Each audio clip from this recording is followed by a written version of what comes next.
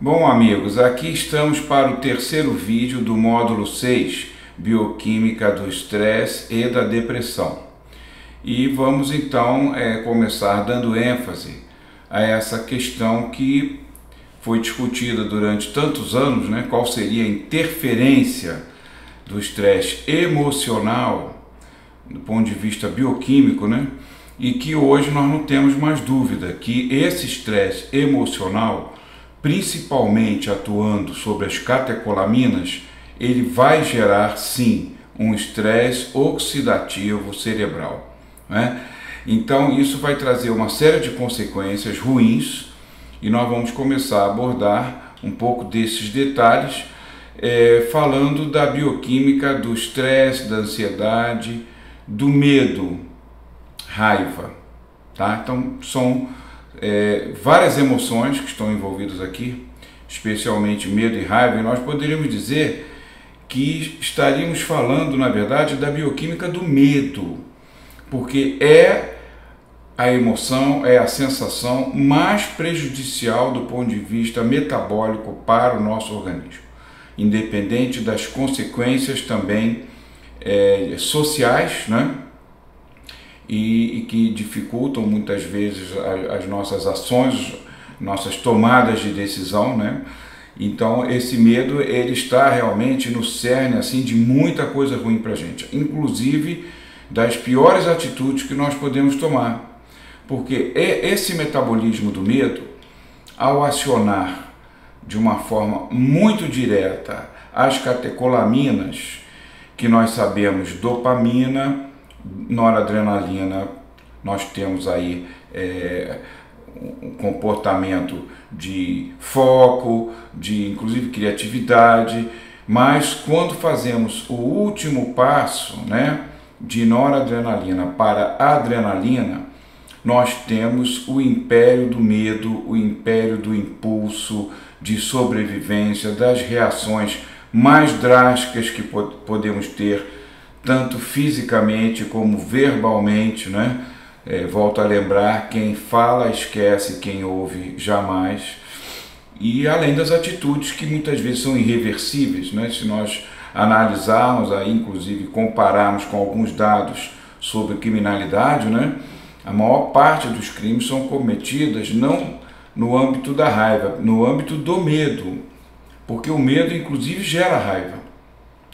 E como ele é muito primário na questão de sobrevivência, as reações de autopreservação podem extrapolar, e é o que vemos constantemente acontecendo na sociedade.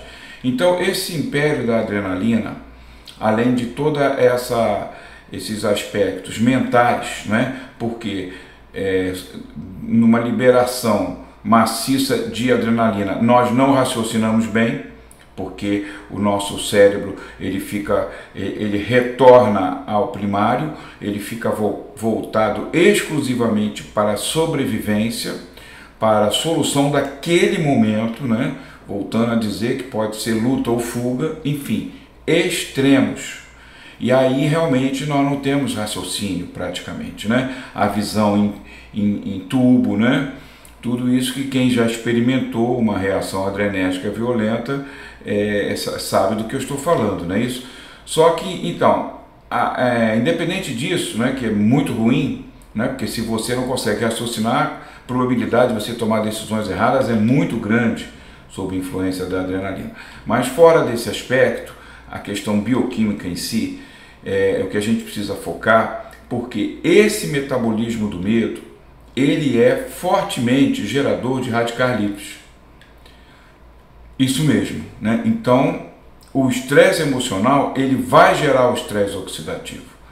Essa produção de radicais livres aumentada, quando nós temos explosão de adrenalina, se deve à ação de duas enzimas, né?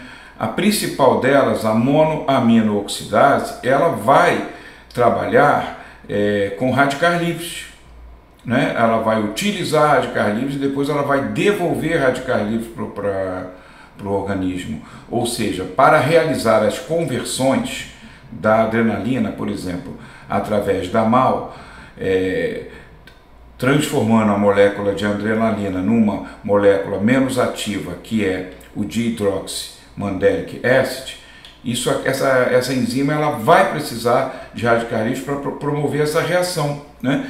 E como eu falei no primeiro módulo, o radical livre ele é uma coisa extremamente importante para a gente, né? Não é aquela coisa de vilão.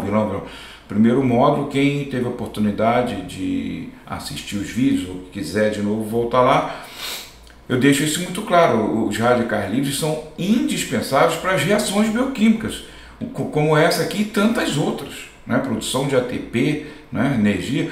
Então, os radicais livres eles são aceleradores reativos, né? de reações bioquímicas. A questão é quando isso toma uma proporção descontrolada, né? O que nós chamamos exatamente estresse oxidativo. O termo estresse oxidativo ele reflete um desequilíbrio, com um aumento brutal dos radicais livres e com a incapacidade das nossas defesas antioxidantes, enzimáticas e hormonais, e principalmente quando a dieta não ajuda, né, com os antioxidantes de fora para dentro, aí nós podemos ter realmente esse estresse oxidativo. Então, na reação da MAO com a adrenalina, nós vamos produzir radicais livres, e na outra via de metabolização da adrenalina, pela enzima catecol ortometiltransferase, que como o nome já fala, metiltransferase, vai adicionar uma metila na adrenalina, também inativando, formando a metanefrina. Essa não produz diretamente o radical livre, mas vai aumentar muito um composto que a gente tem assim bastante preocupação, que é a homocisteína. E a homocisteína, por sua vez, vai aumentar os radicais livres. Ou seja, tanto a MAO como a CONT, elas vão levar a uma produção aumentada de radicais livres, ou direta ou indiretamente. Então, quanto mais adrenalina gotejar nesse cérebro, quanto mais medo eu experimento, quanto mais medo se transformando em raiva eu experimento, quanto mais ansiedade eu experimento, né? E como é que está a minha vida, né? Na base de tudo isso, o estresse contínuo, né? Então esse é o problema. Então a gente vai ver alguns detalhes agora. Então vocês vejam aqui, é a reação da MAO com a noradrenalina, ou norepinefrina, como queiram a mesma coisa, né? Então, isso aqui é de livro, viu, gente? De bioquímica, de faculdade, não é nenhuma coisa assim. Às vezes as pessoas pensam que quer dizer, pessoas que não estão estudando tanto como a gente viaja um pouco nessa coisa de ortomolecular. Ortomolecular é bioquímica, né? E fisiologia também, obviamente. Então, a gente, tudo bem que houve aí, em algum período aí, né, lá nos anos 80, houve realmente um deslumbramento, algumas pessoas que nem estudavam bem e falavam coisas assim, às vezes não totalmente científicas, mas hoje realmente, se você ver, graças inclusive, eu vou, desculpa aqui, novamente homenagear Elion Pova Filho, foi um dos grandes cientistas que trouxe a ortomolecular para a trilha científica, né? Então, graças a Deus, todos os outros que estão aí hoje beberam nessa fonte de uma forma ou outra. Eu bebi 25 anos, né? E isso então a gente pode dizer com certeza que realmente é o foco hoje do estudo ortomolecular. E aqui, nessa reação, vocês vejam a noradrenalina, ela sofrendo a ação da monoamina oxidase, né? Dessa reação já há uma alteração aqui no grupamento NH2, né? O grupamento amino da noradrenalina, e a MAO ela já altera para poder reagir esse grupamento, depois transformar em algo neutro como o aldeído e depois os últimos metabólitos de excreção urinária como o metox hidroxifenilglicol ou o vanilil mandérico, né? Isso aqui já é o final da história. Mas aqui assim você veja que a MAO ela já capta um elétronzinho aqui, arranca, né, para tornar o que? Esse radical, essa porção da noradrenalina mais reativa, né? Com isso a reação consegue então mudar essa ligação CH2, ela perde hidrogênio, então ela fica CH, e aí ela pode seguir a reação com a MAO, se transformando num composto muito importante, que é o primeiro composto neutro dessas reações da noradrenalina, que é a noradrenalina aldeído. E daqui vai para compostos que serão excretados pela urina. Só que, veja bem, olha essa setinha vermelha aqui, tá? Radical livre. Essa reação, quando passa da primeira fase da noradrenalina para esse híbrido aqui embaixo, ela já captou elétron e ela depois vai soltar esse elétron, por exemplo, coisa mais rápida que acontece, em cima de uma molécula de oxigênio. Falta oxigênio no corpo, gente? Brincadeira, né? Então, a abundância de oxigênio que nos faz animais aeróbios, e já falei também sobre isso, uma decisão biológica em algum momento para sermos mais eficientes energeticamente, né? Com esse ônus aqui. Quando existem elétrons livres, provenientes de reações como essa aqui, esses elétrons também chamados desemparelhados, eles rapidamente querem se ligar a alguém. Gente, o oxigênio é prata da casa. E ela aceita, a molécula do oxigênio, aceita esse elétron com relativa facilidade. Daí nós temos o primeiro radical livre formado nas sequências metabólicas, que é o nosso conhecido superóxido. É esse O2 menos, a representação dele é um O2 com uma carguinha negativa. Então esse superóxido, ele é formado nessa reação e em muitas outras, é sempre o primeiro a ser formado. Só que a questão toda é aquilo que nós vimos também no primeiro módulo, né? É como esse superóxido ele vai ser tratado. Porque se ele estiver em excesso, né, e a superóxido dismutase vai produzir grandes quantidades de água oxigenada a partir dele, e aí temos a segunda fase, é que muitas vezes essa segunda fase não acompanha a primeira, que é a fase da glutatión peroxidase e da catalase. Catalase específica para neutralizar a água oxigenada celular, e a glutatión peroxidase, uma família bem maior, né? Já temos aí, parece que cerca de 15 membros descobertos, variantes, né, dessa enzima, né, glutatión peroxidase. Ela é tão específica e tão importante para nós que nós chegamos a ter diferença de gênero, ou seja, existe uma glutatión peroxidase específica dos testículos. Então, é uma enzima muito importante e com especificidade, de acordo com o órgão, a glândula ou o tecido, vai ter variante que vai torná-la mais eficiente, né? Temos já 15 conhecidas. Então, vocês vejam, se nós não acompanharmos a degradação do superóxido, que é feita pela superóxido dismutase, volto a dizer, a enzima mais abundante do corpo e a mais importante de todas, né? Só que a superóxido dismutase, ela pega isso e transforma em água oxigenada. Aí vem a segunda fase. Essa fase da glutatión peroxidase, normalmente é onde acontece o estresse oxidativo. Muita água oxigenada produzida daqui e não tem glutatión peroxidase suficiente para metabolizar. Aí o que acontece? Forma-se esse radical aqui, radical hidroxila, que é realmente o mais agressivo, né? Um dos mais agressivos do oxigênio, ele que vai reagir com lipídio. O superóxido, ele não tem tanta força para quebrar as duplas ligações assim, tipo do lipídio. Então a hidroxila, ela vai ser realmente fundamental para criar o estado chamado de estresse oxidativo. Então nós estamos vendo como a reação do estresse, né? A primeira reação bioquímica do estresse, que é noradrenalina e adrenalina, nós já temos aqui a produção do radical livre.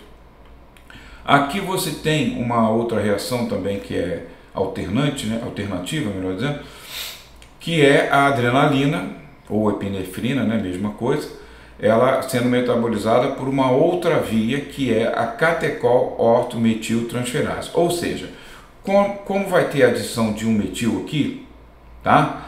Olha esse metilzinho aqui, ó. Apareceu aqui, né? Apareceu do nada? Não, não apareceu do nada, né? Então, esse metil, ele é doado pelo nosso famosíssimo SAMe.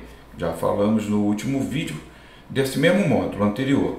Esse S-adenosilmetionina, ele é que é o doador universal de metila, né? Onde você vê uma reação de metila, de doação de metila para o DNA, inclusive, tá? Para a fita do DNA, metilação do DNA, da histamina que vimos no vídeo anterior, sempre está, esse rapaz aqui está envolvido, né? Porque ele é que a enzima vai facilitar a reação, mas o substrato, da onde vem o metila, é o SAMe.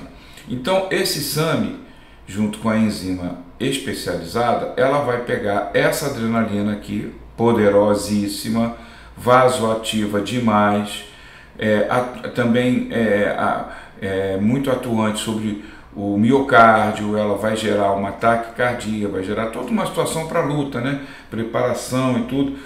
Então, mas ela não pode ficar muito tempo livre assim no corpo, porque ela é muito, muito poderosa, pode trazer consequências terríveis, né? Então, esse mecanismo é muito também eficiente. Então vai jogar o que? Uma metila aqui.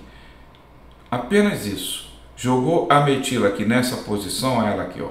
Já o tigre virou gatinho. Já ficou calminho, já não tem todo esse poder. Muito louco isso, né, gente? Mas como é o corpo, como é a bioquímica, como é o metabolismo. As coisas são todas através de 3D. Isso aqui já impede, esse rabichinho aqui, de alguma forma já impede que ela se ligue no receptor. Ora, o efeito farmacológico, biológico, fisiológico, hormonal, neurotransmissor, todo ele depende da chave encaixando na fechadura. Isso aqui é a chave e a fechadura, os receptores adrenérgicos, né? Essa chavezinha foi alterada, já não consegue entrar. Então, isso aqui não está mexendo diretamente com o radical livre, mas olha o que acontece. Ao utilizar muito SAMe, essa enzima produz o que? O S-adenosil-homocisteína, que vai liberar a nossa temida homocisteína. Por que temida? Vamos ver aqui. Olha do lado de cá em vermelho por que ela é tão temida. Primeiro eu quero, antes de mais nada, ressaltar o aspecto dos derrames, que é hoje considerado uma das principais causas de derrame, o aumento da homocisteína na circulação cerebral, nos capilares cerebrais, tá? Ela é trombótica e ela está envolvida com esse processo que muitas vezes é letal, se não letal, sequelante, de formas às vezes terríveis para o resto da vida da pessoa, né? Então esse é por isso que ela é temida, né? Ela é temida primeiro pelo stroke, por ser causa de derrame, mas não é só no cérebro, ela também vai estar vinculada à disfunção endotelial nas artérias de uma maneira geral, ela é plenamente inflamatória. Aqui está onde eu sublinhei, onde tem muito a ver com o nosso momento aqui de estudo de radicais livres pelo estresse emocional. Então, ela promove o aumento de radical livre. Por isso que eu digo, tanto pela enzima MAO como pela enzima CONT, nós vamos acabar caindo em mais radicais livres. Então, estresse emocional e estresse oxidativo casados, sem separação, tá? Nem de separação de bens, nem nada, tá? Então, você veja realmente desse aspecto vascular. A homocisteína tem vários efeitos nocivos, né? Ele diminui a reparação dos vasos, que é a angiogênese, ele é um agente de aterosclerose, de derrame e tudo isso, né? Por outro lado, da onde vem a homocisteína, né? Da onde vem ela? Ela vem da cisteína, né? Então você veja, a homocisteína tem esse lado todo negativo, mas a cisteína é tudo de bom para nós. Ela protege o endotélio, ela é anti-inflamatória. Não se esqueça que a cisteína é a molécula mestra de quase todas as enzimas antioxidantes que nós conhecemos. Vou chamar a atenção das peroxirredoxinas e da própria família glutatión peroxidase, que na cadeia dessas proteínas, né, porque são proteínas, o sítio onde se dá a absorção dos elétrons e o efeito antioxidante é a cisteína. Então a gente está falando sempre do principal aminoácido antioxidante. Então ele varre radicais livres, ele neutraliza radicais livres, ele permite reparação das artérias, ele é anti-aterosclerótico e reduz o nível de derrame, né? Então realmente é a coisa sempre a antítese, né?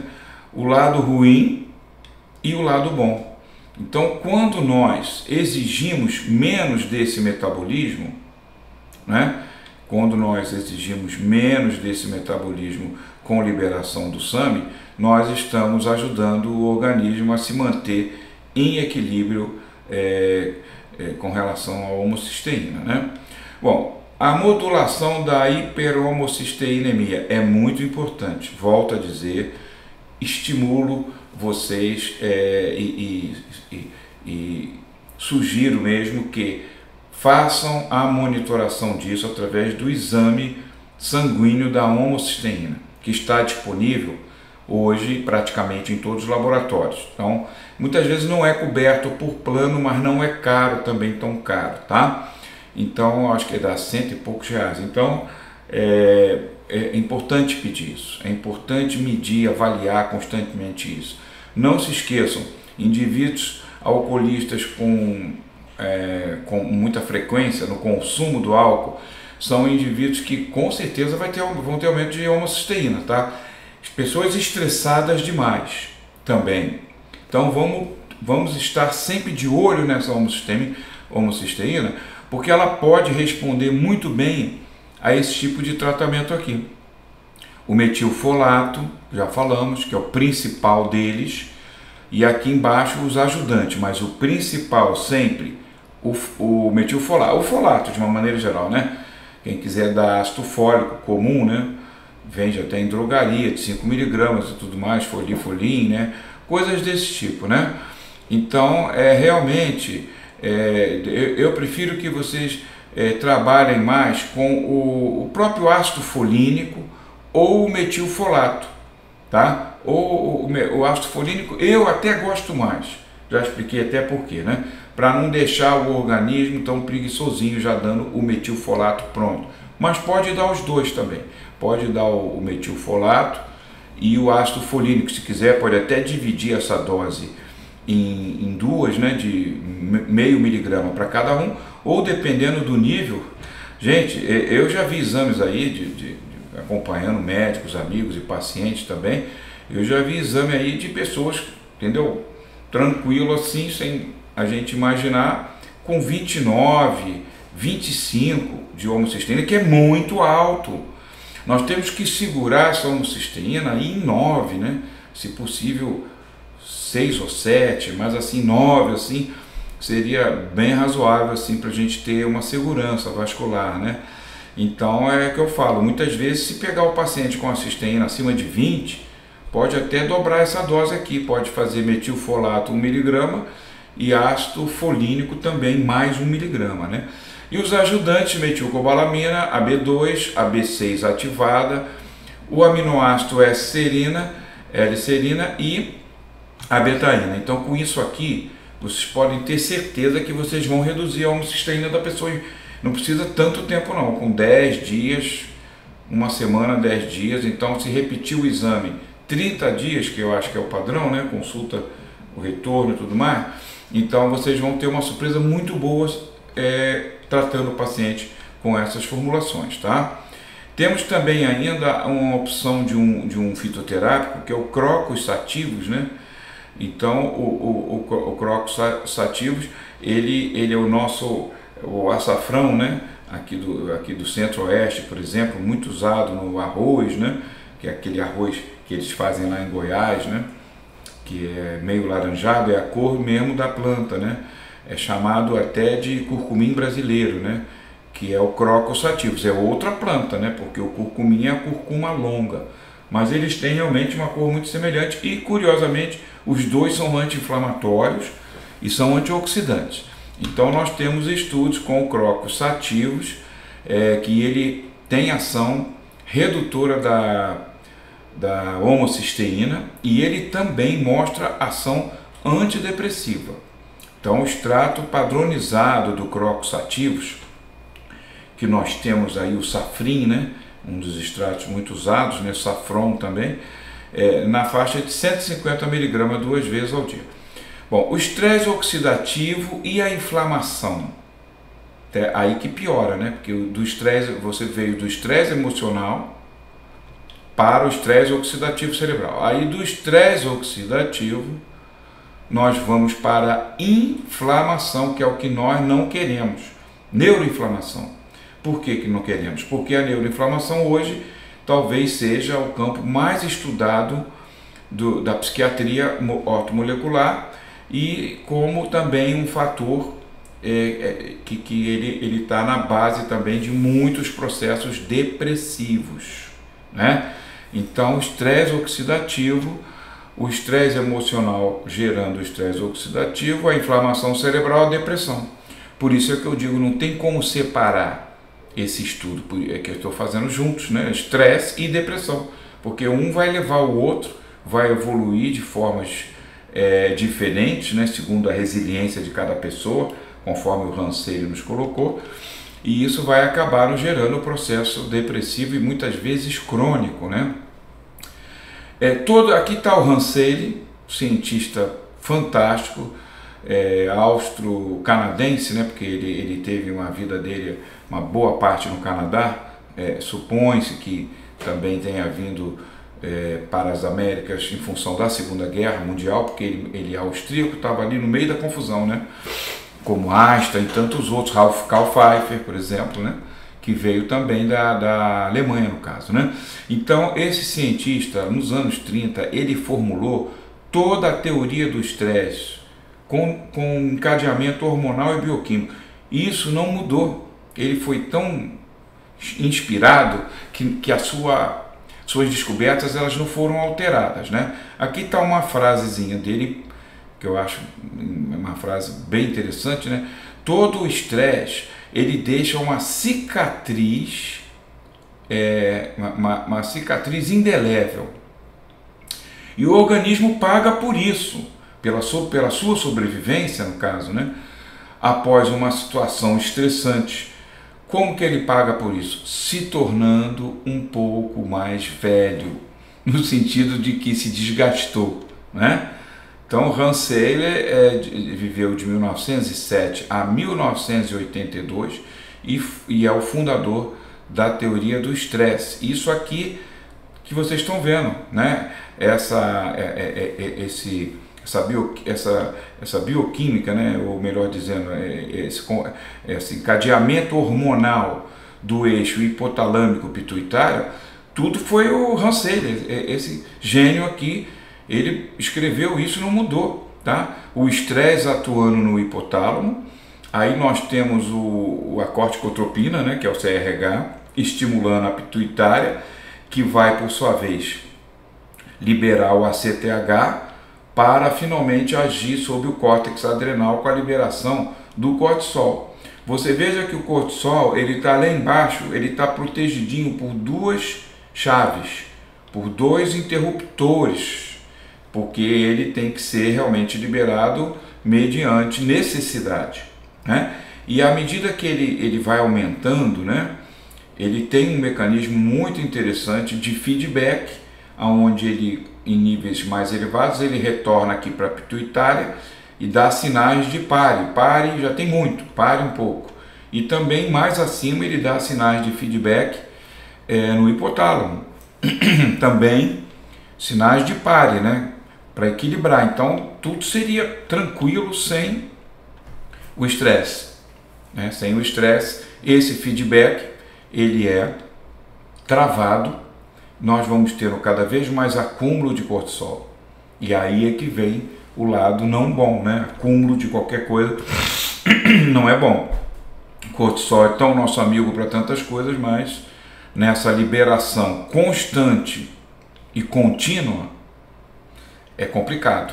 Então daí nós vamos ter, por exemplo, aqui a síndrome de adaptação do Ranselli, tá? Que foi ele que escreveu isso aqui, né? Então ele visualiza o seguinte, né? Estresse, fatores do estresse. Então nós temos fatores de estresse assim, digamos, baixos, né? Dependendo, né? Eu ia falar até eu gosto de futebol, mas tem meu cunhado, por exemplo, é alto para ele, outras pessoas menos. Ou assim, uma coisa tipo, eu gostaria de assistir hoje um filme, tal hora, né? Não conseguia. Coisas assim, né, gente? Mais brandas, né? Mas ele considerou também somatório, tá? O Hans ele foi muito inteligente, cara, porque ele tratou o estresse como um depósito de várias ocorrências. Não é só a mais grave que foi ali, explodiu o camarada, não. Olha as coisinhas mais sutis que te aborreceu, um pouquinho aqui de manhã, um pouquinho mais ali perto do almoço. Então isso soma, tá? Hanselli foi genial a descobrir isso. Então esses fatores do estresse, mesmo baixo, ele pode estar se acumulando, tá? E aí você pode ter fatores mais sérios, né? Em que você realmente brigou no trabalho, teve uma reunião mal sucedida, por exemplo, quase na hora de sair, né? Ou veio para casa, aí deu assim um pouquinho de falta de sorte, deu uma batidinha de carro, enfim. Do baixo nós vamos para o médio até o alto. Agora, gente, olha só, esse baixo para o alto é muito personal. Como eu acabei de dar um exemplo aqui do meu cunhado, tá? Futebol. E ele, quando o Flamengo perde, ele fica arrasado. Leva 48 horas às vezes. Então tem outras pessoas que gostam do futebol, mas assim, perdeu, tudo bem, né? Então, quer dizer, muito individual o que é baixo e o que é alto. Agora, óbvio que nós temos coisas altas, que não vamos discutir, né? Um acidente grave, um parente internado grave, a perda dos parentes. Tanto que o Receire, ele criou também um índice numérico de estresse e as perdas, né? Ele classifica as perdas com alta pontuação, né? Qual é a perda que ele, nos estudos dele, que foram... Esse homem viveu para o estudo. Quem olhar um pouquinho a biografia na internet dele, você vai ver que ele se mudou até para a faculdade, faculdade lá do Canadá. Então ele fez estudos muito interessantes e ele pontuou a gravidade dos causadores de estresse, né, com as perdas. A perda maior, que dá uma pontuação VUP, não precisa nada mais para o camarada, a pessoa entra em parafuso. Perda de filho, é que ele classificou. Depois vem a perda de cônjuge, depois vem perdas de pessoas, né? Aí vem os pais e tal, e aí depois vem perdas que não são pessoas, perda do emprego, aí vem as mudanças, que ele diz que toda mudança gera estresse. Não adianta, eu vou me mudar, estou feliz da vida que eu vou mudar de apartamento, vou para um bem melhor, vai ficar estressado, tá? Mesmo o apartamento sendo muito bom, tá tudo certo, que toda mudança gera um estresse. Você já reparou que quando você mudou de casa para uma casa até que você gostou, um apartamento, mas aqueles primeiros meses o ambiente é estranho, cara. Você chega, você olha assim para o lado, né, aquela coisa, até você se familiarizar. Alguns levam mais tempo, outros levam menos tempo. Então tudo isso foi estudo do Hanselli. E esse estresse, quando ele vai subindo muito, né, porque aí tem a capacidade de resistência ou resiliência, que é individual, com certeza, tem pessoas que resistem mais e outras resistem bem menos, tá? Que qualquer coisa já entra em parafuso de estresse. Então esse estresse, quando ele entra na fase 2, que a fase 1 é o alarme, tá? A fase 1, o cortisol, aí ele é bom, porque ele vai mobilizar recursos, ele vai equacionar a questão bioenergética, ele pode até ajudar a liberar lipídio do tecido adiposo para produzir energia, para compensar que todo estresse ele gera consumo de energia, e ele vai também modulando inicialmente o sistema imune para não ficar muito agressivo, não liberar muita citoquina, enfim, é a fase de alarme. Daqui para a fase 2 é quando você tem essa situação de estresse que você não consegue resolver tão rapidamente, e daí ela vai se alongando, e ela vai se alongando, né? E aí, mesmo, obviamente, tendo uma capacidade de resistência maior ou menor, porque é individual, mas com esse alongamento dessa fase, nós temos um consumo muito elevado dos recursos. Recursos da bioenergética, do nosso ATP, o sistema imune fica alterado, porque o corticoide permaneceu mais tempo nessa curva e aí já não é bom, porque aí ao invés de modular só e evitar liberação exagerada de citoquina, ele já prejudica a resposta imune. Daí na fase 2 você já fica muito gripado com facilidade, você já está muito cansado, aí você já começa a sentir, tá? Na saída da cama de manhã, putz, está diferente, tá? Você também ao chegar em casa é cama, você sofá, você já tipo tem que molhar a planta, não vou molhar agora, amanhã eu molho. E aí as mínimas coisas, você já percebe que está chegando aqui nessa fase 3, né? A utilização constante dos recursos bioenergéticos, imunológicos, hormonais. Daí na fase 3 já é exaustão. Então aí você já não tem mais os recursos. E aqui a gente inclui o que? Enzimas antioxidantes, que estão nesse bolo aqui da utilização de recursos, obviamente. Porque se o estresse leva a radical livre, eu também vou estar consumindo muito mais recurso que combate radical livre, como são as enzimas antioxidantes. E aqui nós temos um indivíduo que pode chegar ao famoso burnout, né? Exclusão, né? O cara, um abraço. Aí nesse nível aqui também já tem bastante adrenalina. Aí o cara chama ele para uma reunião lá, o cara que ele brigou, que é chefe dele, aí ele já está tipo assim, quer mandar embora, manda, ele já entra naquela fase, ou luta ou fuga também. A curva do cortisol, nós sabemos que nós temos uma sequência hormonal muito interessante da noite para o despertar de manhã. Por quê? Porque de noite nós vamos ter a proteção do manto sagrado da melatonina. Sim, eu digo e repito, manto sagrado. Melatonina é um hormônio mais poderoso que nós temos, antioxidante. Ela é um dos hormônios mais eficientes que controla o radical hidroxila, que nós não temos enzima específica para a hidroxila. Nós temos para o superóxido, para a água oxigenada, para os peróxidos, mas nós não temos para a hidroxila. Para a hidroxila nós dependemos de alguns hormônios. A melatonina é o principal deles. Além de tudo, a melatonina coordena o plantão, digamos assim, imunológico durante o sono. Nós estamos dormindo, mas estamos protegidos, porque ela libera as NK cells para fazer uma varredura no corpo durante o sono, ver se tem célulazinhas alteradas do DNA, que nós chamaríamos de procarcinogênicas, né? Células procarcinogênicas.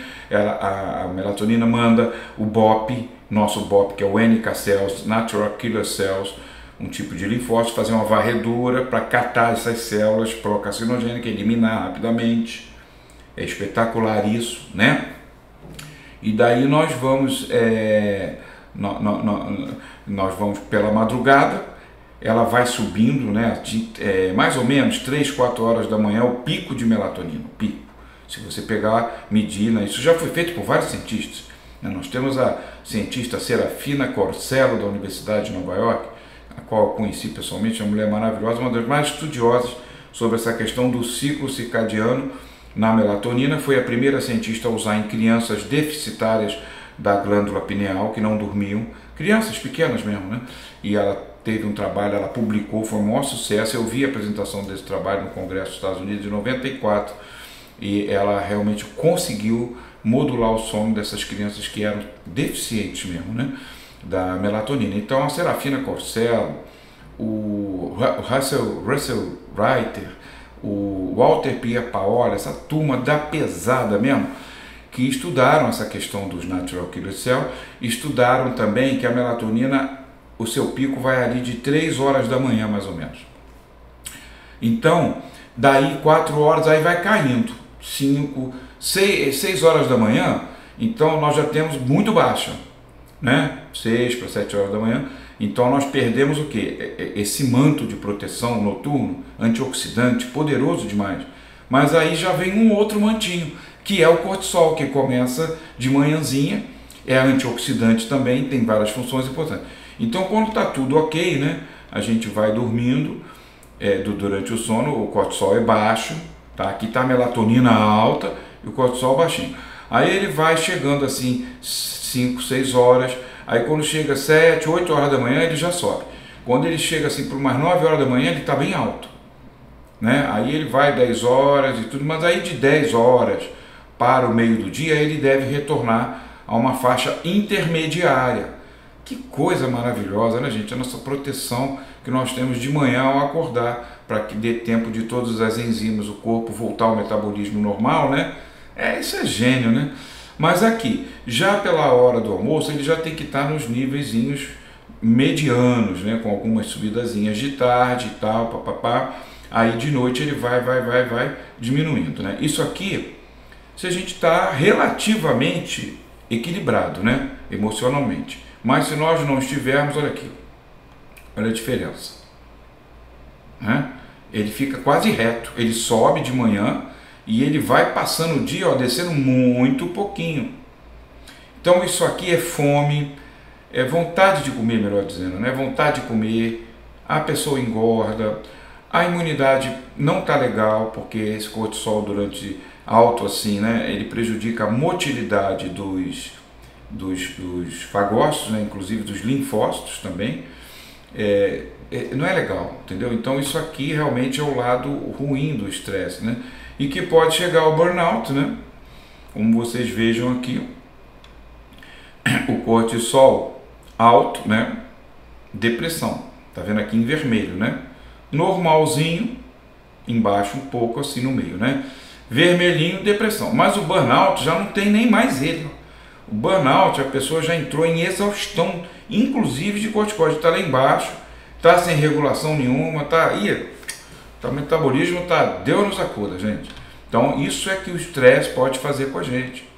Quem já não chegou perto, né, que está assistindo esse vídeo agora, vou ser bastante honesto, já cheguei várias vezes aqui, quase ou até dentro disso aqui, né, que é a nossa vida, né, com muitos desafios, né.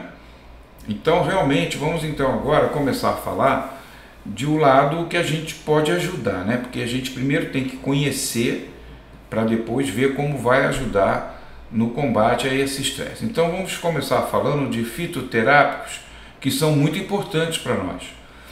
Começo falando da poderosíssima Melissa officinalis, que nós temos muitos estudos, esse aqui por exemplo um estudo em vivo, mostrando que ela vai ter uma ação anti-estresse, antidepressiva, que ela vai conseguir melhorar nesses testes, por exemplo, de estresse induzido ao animal, né?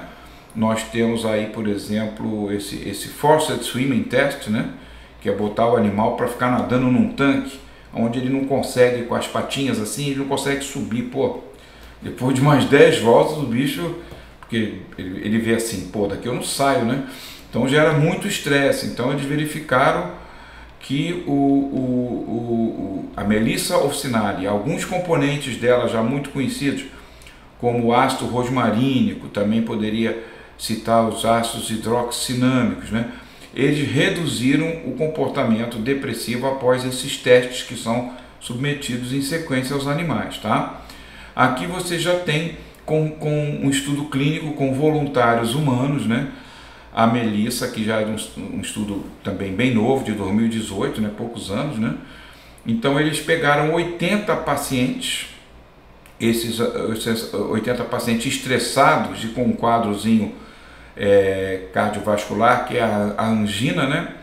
Essa angina que é uma doença não obstrutiva, mas que ela gera redução no fluxo coronariano, né? Por vasoconstrição, muito ligado ao estresse, né? Porque se ela não é obstrutiva nem trombótica, quem é que está fechando essas coronáriazinhas aqui?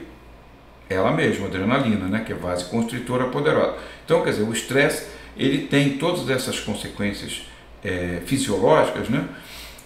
No plexo cardíaco, no sistema circulatório é evidente isso, né?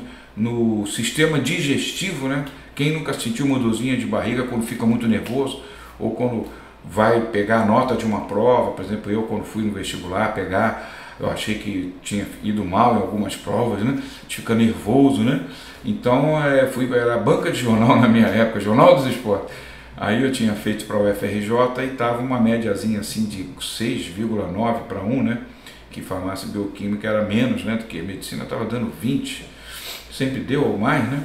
Mas, enfim, 7-1 ali no meu momento, que eu estava muito metido com guitarra e banda, eu não estudei tanto. Falei, meu Deus do céu, cara, quando eu fui para a banca de jornal, me deu uma dor de barriga, porque eu não vi o nome, meu nome.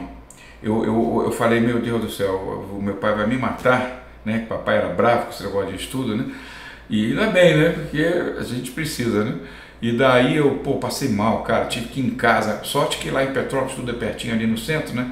A banca de jornal era pertinho, assim, morava com a minha avó e fui em casa, cara, apertado, me deu uma diarreia louca. Não tinha comido nada de digestivo. Simplesmente a adrenalina, as enzimas vasoativas, que elas também ativam o peristaltismo, né? Então a pessoa tem essa reação e é rápida, cara. Você dá um choque assim de nervoso, a dor de barriga é na hora. É impressionante como essa transmissão de hormônios é rápida pela circulação. Bom, aí depois voltei, aí um amigo meu, né, ligou lá para casa, né?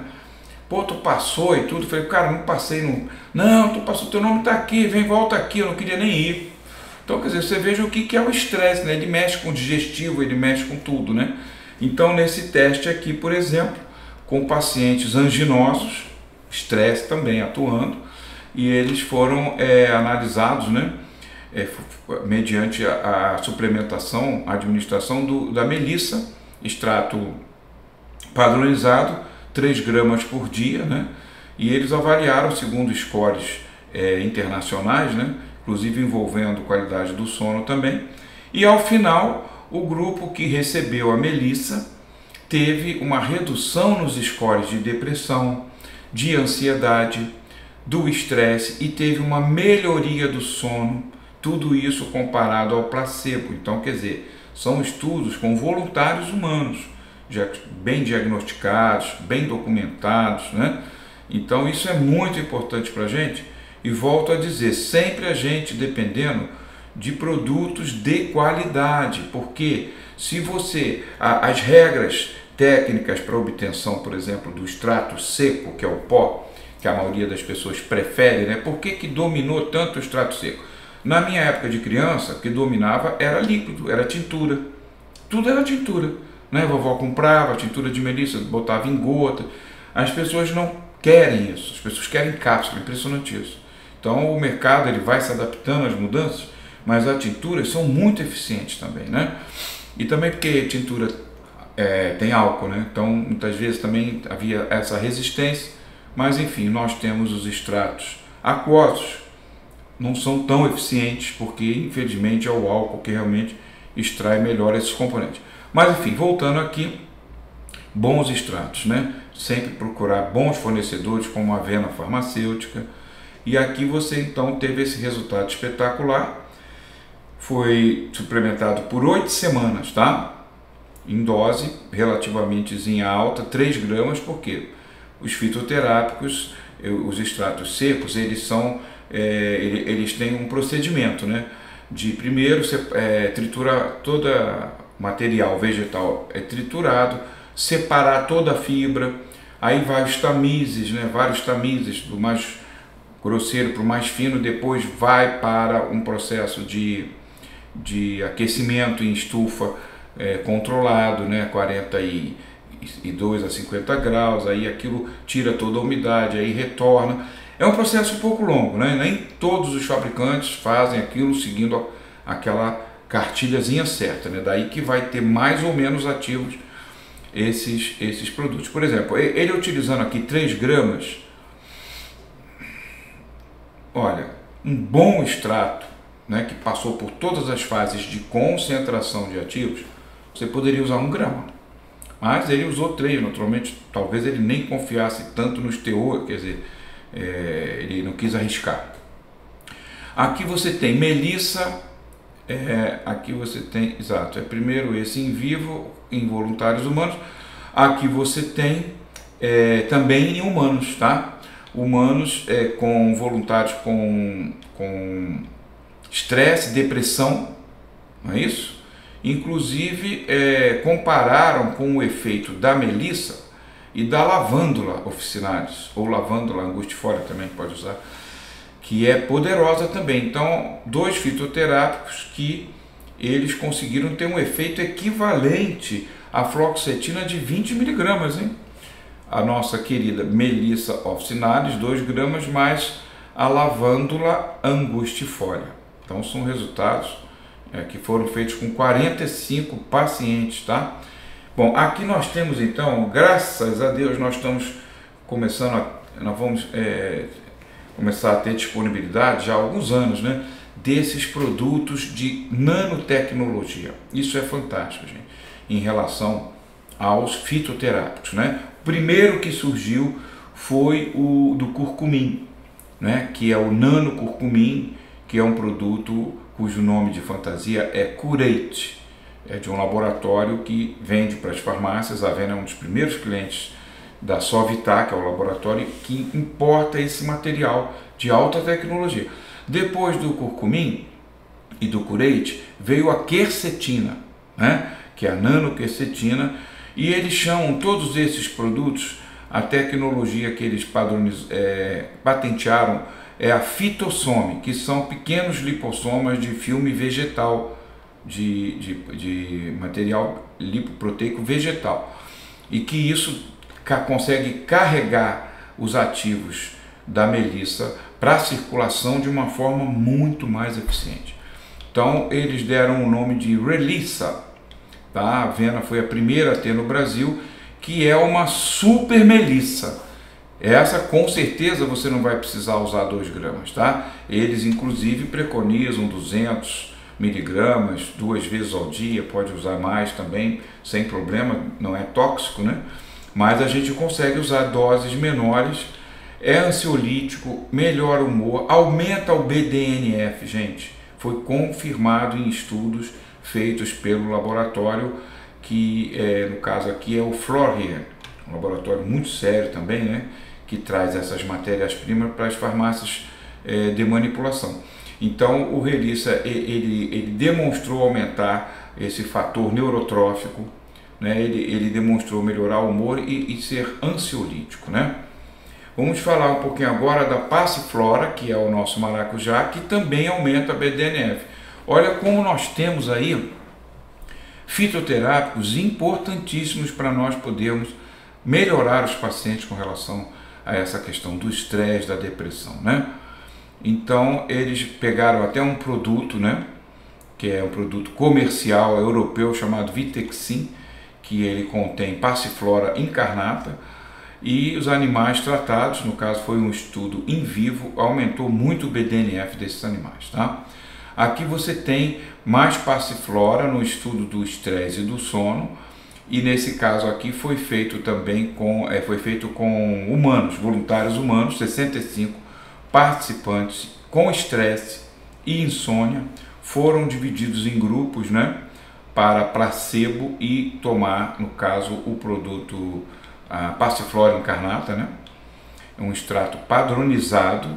Então esse produto ele mostrou uma redução estatística, viu, de significação para a redução do estresse, e também foi melhorado a questão de qualidade mental, de bem-estar mental, e enquanto no placebo não se observou realmente nenhuma melhoria, né?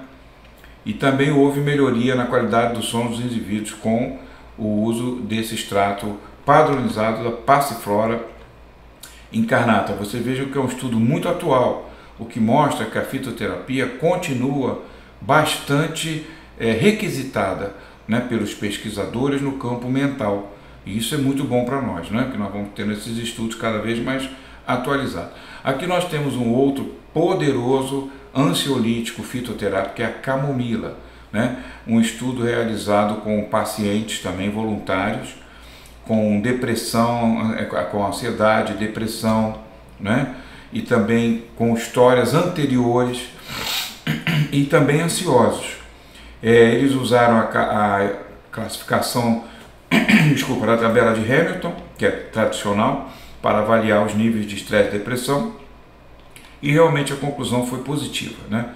Um estudo de 2012, e esse estudo mostrou ação antidepressiva em adição ao efeito ansiolítico. Aqui você tem um estudo mais recente da camomila, né, que mostrou com 179 pacientes, né, olha que importante esse estudo, e realmente foi considerada seguro e eficaz para os sintomas leves e moderados de ansiedade, né? Houve algumas recaídas, mas aí aquilo que a gente sempre vai falar, né? Se não trabalhar em cima a mente, que está gerando todo esse desequilíbrio bioquímico. É o pensamento errado, é o pessimismo, é o pensamento repetitivo de problemas que não consegue resolver. Gente, pelo amor de Deus, o negócio está difícil, está complicado, desarma esse pensamento, deixa fluir um pouquinho as coisas, às vezes se resolvem por si só. Mas a gente ficar repetindo esse pensamento, né? Então é muito ruim. O Juarez Calegaro já nos explica há tantos anos sobre isso, né? Aqui você tem a confirmação, de novo esse estudo, né? É o mesmo estudo, só que com mais detalhes, né? E aqui nós temos as mesmas conclusões, né? Que foi reduzida a ansiedade nesses pacientes, né? Aqui você tem, não é o mesmo estudo, desculpa. Aqui você tem a L-teanina, poderoso aminoácido vegetal, que não existe nos animais, tá? E ele é muito rico no chá verde, né? Que eu sempre digo, o chá verde é o chá preto, que não foi torrado. O mesmo chazinho que a gente toma aí, né? Antes da torra. Ele é mais ativo, que a torra, ela consegue destruir alguns componentes ativos pelas altas temperaturas, né? Então o chá verde, riquíssimo em L-teanina, e você veja que foi realmente um estudo muito importante, né? E analisando a teanina em doses de 0,4 miligramas por quilograma, né? E os animais em teste, né? Um estudo em vivo, eles tiveram realmente uma melhoria bem interessante, né? Que foi notado no hipocampo, né? Com um efeito ansiolítico, e inclusive com redução dos níveis de glutamato, que nós acabamos de ver no outro vídeo anterior, que ele é chamado excitatório, né? Ele é um neurotransmissor dos receptores NMDA, mas que essa hiperexpressão do glutamato ela pode levar o indivíduo a ansiedade, inquietação, agitação. Então, o L-teanina, um estudo de uma revista muito importante alemã, que é a Psychopharmacology, e um estudo ainda bem recente de 2018, tá? Aqui você tem de 2000 desse ano. O L-teanina, que eles utilizaram em adultos voluntários humanos. Então, foi administrado 400 miligramas por dia, né? Ou placebo, né? Então, esses indivíduos foram acompanhados e os suplementados com L-teanina tiveram reduções nas pontuações realmente de humor,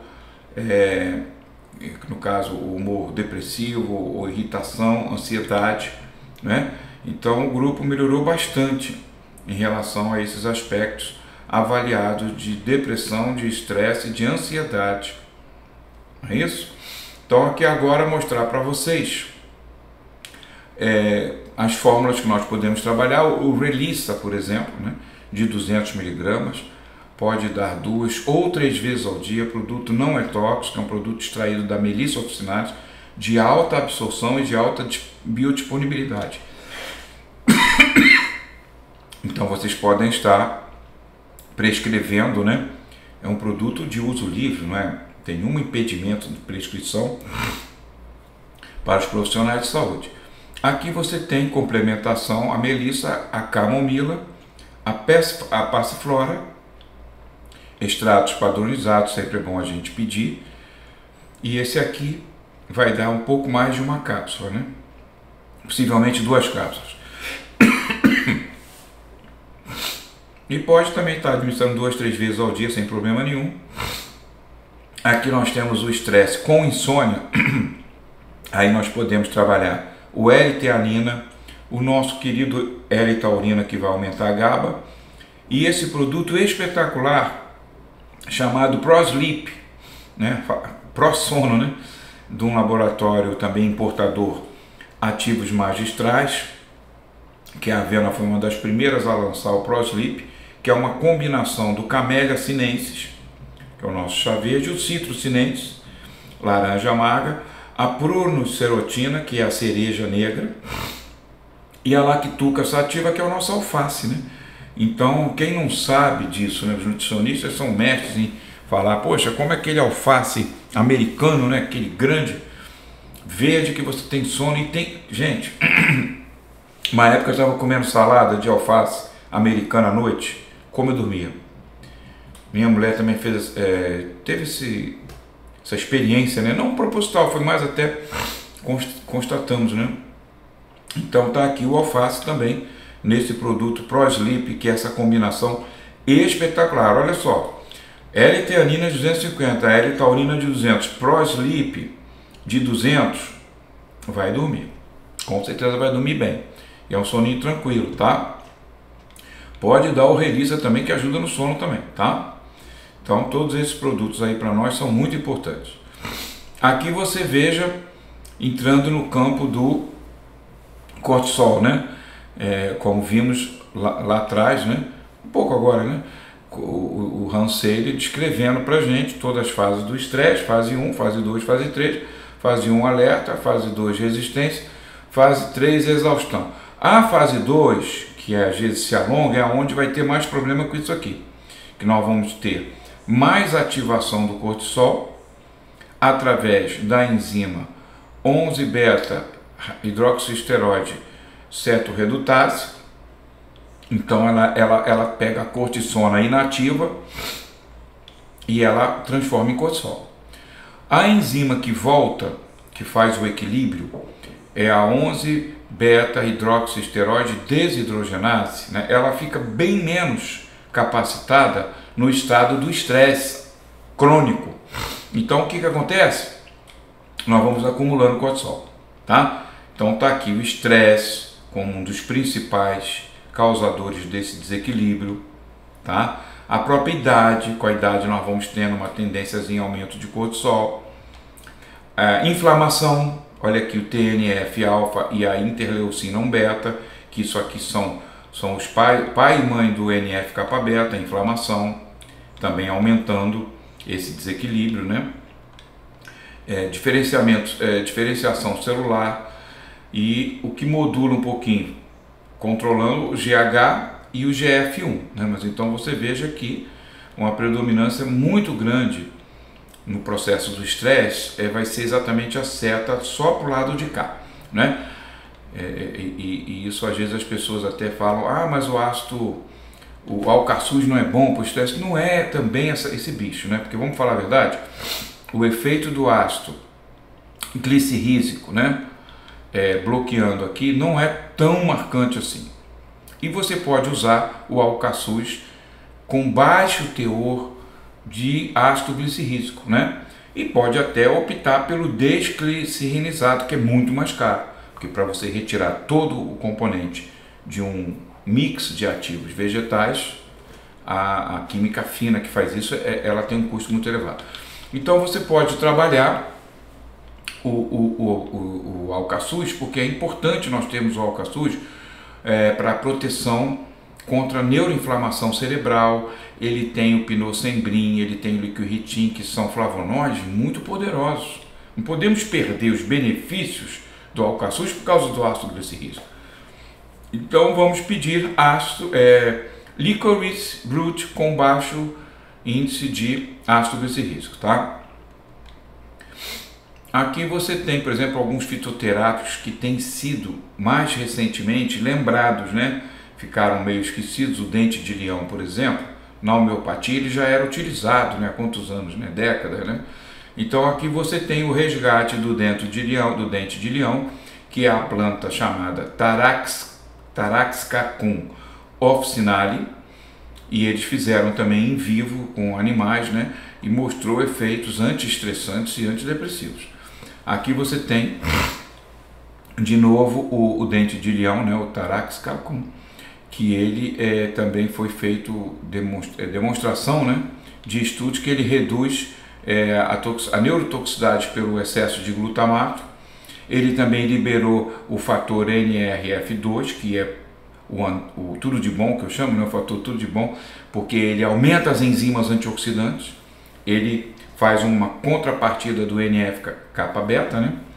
Então, realmente interessante a gente ver o dente de leão não só como um ansiolítico, mas também como um protetor contra a neuroinflamação e liberador do NRF2, né? NRF2. Pesquisas mostram o efeito antidepressivo do Taraxacum officinalis e redução de corticosterona, né? Então isso aqui vai ser interessante para nós, porque nessa dosagem de 50 a 100 miligramas eles verificaram estudos em vivo que realmente houve um efeito antidepressivo e com inibição da corticosterona e aumento do BDNF, que é um dos principais fatores neurotróficos responsáveis pela neuroplasticidade, né? Então, ao reduzir corticosterona, que é a matriz do cortisol, se eu reduzo isso, automaticamente eu vou reduzir lá, tá? Então, aqui voltando, então finalizando com o dente de leão, né? Esse artigo aqui de 2019, ainda bem recente. Aí temos outras plantas a serem abordadas, poderosas também, ansiolíticas, algumas já conhecidas da medicina chinesa, como a Schisandra, há muitas décadas, né? Schisandra sinense, antidepressiva. Então ela vai ter o estudo aqui em animais, né? Que foram injetados com corticosterona, e ela conseguiu reduzir esses níveis de cortisol e também teve um efeito antidepressivo e aumentando a expressão do BDNF, ou seja, estamos numa sequência de fitoterápicos favoráveis ao BDNF, né? Aqui outro estudo da Schisandra, veja aqui desse ano, revista importantíssima Neuroscience de 2024. Então eles perceberam que esse medicamento chinês secular, né, ele tem efeitos benéficos para tratamento da depressão e também para dores neuropáticas, né? Então eles fizeram uma análise de alvos, de ligação de encaixe molecular, né? Para a produção de várias substâncias importantes que vão atuar no caso da depressão e da ansiedade, né? E eles verificaram que os componentes da Schisandra sinense, eles têm várias vias importantes de ligação, né? Através desses componentes bioativos, né? Eles verificaram que tem uma capacidade importante de se ligar a alvos do DNA que vão comandar a síntese de fatores importantes, não só fatores de crescimento, como fatores também que vão controlar a liberação de fatores inflamatórios, né, como é o caso do TNF, e vão favorecer a regeneração vascular. E no geral o estudo ele contribuiu para o melhor conhecimento sobre a Schisandra sinense para a utilização nos processos depressivos e de dores neuropáticas, né? Então é um estudo bem recente que nos mostra a aplicação do Schisandra sinense regulando esses fatores, né? Um fator TNF, que no caso foi reduzido, e o VEGF, que pôde ser mantido, e com isso nós estamos favorecendo também regeneração da árvore neuronal. Aqui nós temos uma outra planta muito importante, que é a Witania sonifera, que é o ashwagandha. Aqui você tem o relato de vários estudos com pacientes, né, com distúrbios do humor, com depressão, com ansiedade, e a Witania sonifera, o ashwagandha, teve um efeito ansiolítico comparável ao lorazepam. E inclusive antidepressivo comparável à própria imipramina, né, a partir desses testes em vivo que levam os animais ao estresse assim, em níveis muito altos, né, estresse de extrema situação, né, de estresse, né? Então a nossa conhecida ashwagandha, aqui você tem um estudo também desse ano, Witania sonifera, muito usada na medicina Ayurveda também na Índia, Eles partiram de um estudo com 2,5% de vitanolídeos, né? E nós temos aqui também um estudo que é o KSM-66, né? Aliás, um extrato poderoso do ashwagandha, né? O KSM, inclusive ele tem mais que 2,5% de vitanolídeos, né? Então, os 70 pacientes, né?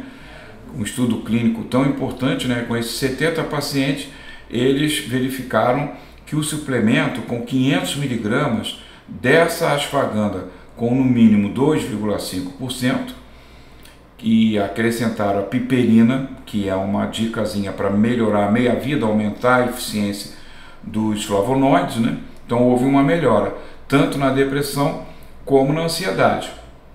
E houve aumento dos índices de serotonina. Então aqui vocês têm, por exemplo, a depressão por estresse. Com aumento de corticoide, nós podemos usar o dente de leão, Taraxacum officinale, o Eleuterococcus senticosus, que é o nosso ginseng siberiano, né? Nós temos a Xizanda sinensis, também de 250, e a Vitânia sonífera, que se vocês quiserem anotar, eu esqueci aqui, desculpa, mas nós temos um extrato chamado KSM 66, é o nome do extrato, que ele é muito concentrado da Vitânia. Ele tem bem mais de 2,5%, seria um produto assim muito importante para nós trabalharmos com todos esses outros conhecidíssimos e poderosos ansiolíticos naturais, tá? Então não esqueça, na Vitânia sonífera pode usar o extrato padronizado, esse que na Avena eles têm, né, de 2,5%, e podem usar o KSM 66, que eles também têm, que é mais concentrado ainda da Vitânia sonífera. Esse fitoadaptógeno, nós temos aqui a junção da L-teanina com a maca peruana, que é o Lepidiumeine, com o lício barbaro, que é o suco dos monges, né, o goji berry, e a rhodiola rosa. Espetacular essa forma, para tomar pela manhã, que isso vai dar uma condição muito favorável a bons pensamentos, otimismo, resistência ao estresse, né?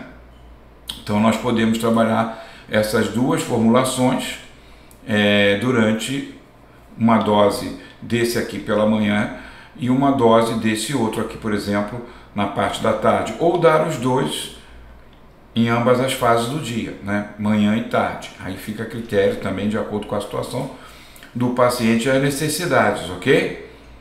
Aqui está o suporte do estresse agudo. Não podemos esquecer que a adrenal ela é muito exigida, né? Então nós precisamos do complexo C, 500 mg, ou Pure Whey C, também excelente. O pantotenato, que é a vitamina B5, é muito exigido nesse estresse adrenal. O complexo B ativo, que eu sempre falo a vocês nessa hora de estresse agudo, de uma burnout, não é hora de brincar. Então temos que entrar com as vitaminas todas ativadas já, todas turbinadas. B1, tiamina PP, pode dar subutiamina também, né? Riboflavina, niacinamida, NADH, pantetina, que é a forma ativa do pantotenato, piridoxal 5-fosfato, metilfolato, metilcobalamina, né? Então nós podemos fazer essa formulação aqui. Eu até preferiria que vocês usassem a subutiamina, até mais poderosa, tá? Do que a tiamina pirofosfato. Aqui, por exemplo, a parte mineral e catalítica. Taurinato de magnésio, é o magnésio do estresse, tá, gente? É o taurinato. Zinco-histidina, MSM, vamos precisar de enxofre para contrabalançar todo o estresse oxidativo. O metil sulfonil metano é espetacular, atóxico totalmente. O silício, através do silício max, que é um complexo orgânico, cobre, lisina, o selênio, o cromo e o molibdênio. Então nós podemos estar usando esse suporte mineral para o indivíduo em nível de fase 2 de estresse, caminhando para burnout, assim como esse aqui também caminhando para burnout. E com isso nós vamos estar fazendo um excelente suporte para esses pacientes, tá? Agora nós vamos fazer uma pausa nesse vídeo, porque o próximo assunto nós vamos entrar em relações como, por exemplo, da tireoide com a depressão, né, situações de hipotireoidismo subclínico. São muitos estudos que relacionam também essa questão da fisiologia da tireoide com a depressão. Então isso vai ser para o próximo vídeo, nós vamos estar encerrando aqui com vocês. Agradeço muito a atenção e não deixem de assistir ao próximo vídeo, tá?